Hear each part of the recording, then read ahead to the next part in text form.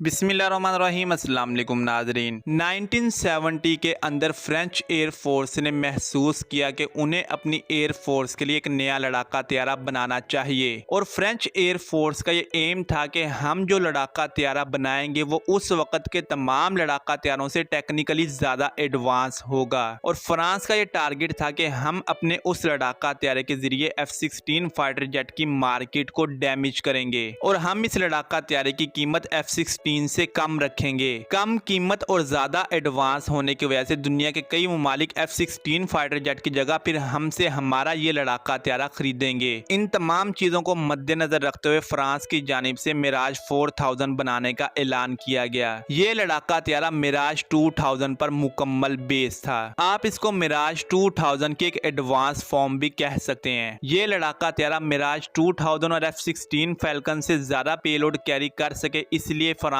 ने इसके अंदर 2 इंजन्स का इस्तेमाल किया। ये लड़ाका त्यारा था तो डेल्टा विंग, लेकिन इसकी मैन्यूवरबिलिटी के अंदर इजाफा करने के लिए फ्रांस ने इसके अंदर कैनार्ड्स का इस्तेमाल किया। 9 मार्च 1989 वाले दिन इस लड़ाका त्यारे ने अपनी फर्स्ट फ्लाइट कंडक्ट की और इस लड़ाका त्यारे की फर्स्ट फ्लाइट एक सक्सेसफुल फर्स्ट फ्लाइट थी। इस लड़ाका त्यारे के साथ साथ ही उस वक्त दासू एविएशन की जानिब से रफाल फाइटर जेट के ऊपर भी काम चल रहा था। ये लड़ाका त्यारा वो परफॉर्मेंस नहीं दे पाया जो कि इसको देनी चाहिए थी, इसलिए 1988 के अंदर फ्रांस की जानिब से इस प्रोग्राम को स्क्रैप कर दिया गया और 1986 के अंदर दासू एविएशन की जानिब से जो रफाल फाइटर जेट बनाया जा रहा था, फ्रांस ने उसके साथ चलने और उसको आगे बढ़ाने का फैसला किया। और आज आप लोगों के सामने के रफाल फाइटर जेट इस वक्त फ्रेंच एयर फोर्स के अंदर बड़ी तादाद के अंदर इस्तेमाल हो रहा है और उसके अलावा दुनिया की कई और एयर फोर्सेस भी इस लड़ाका त्यारे को इस्तेमाल कर रही हैं। लेकिन भारत, जिसके अंदर एक बहुत बड़ी छापा फैक्ट्री मौजूद है, उसने मिराज 4000 के ब्लूप्रिंट्स फ्रांस से हासिल कर लिए और आज भारत की जानिब से मिराज 4000 को तेजस MK2 का नाम दे दिया गया है। ये लड़ाका त्यारा अभी तक बनकर सामने तो नहीं आया, लेकिन इसका जो मॉड्यूल हमारे सामने रखा गया है उसके अंदर जो भी चीजें हमें देखने को मिलती हैं वो हूबहू मिराज 4000 से कॉपी की गई हैं। तो चाहे वो कैनार्ड्स हों,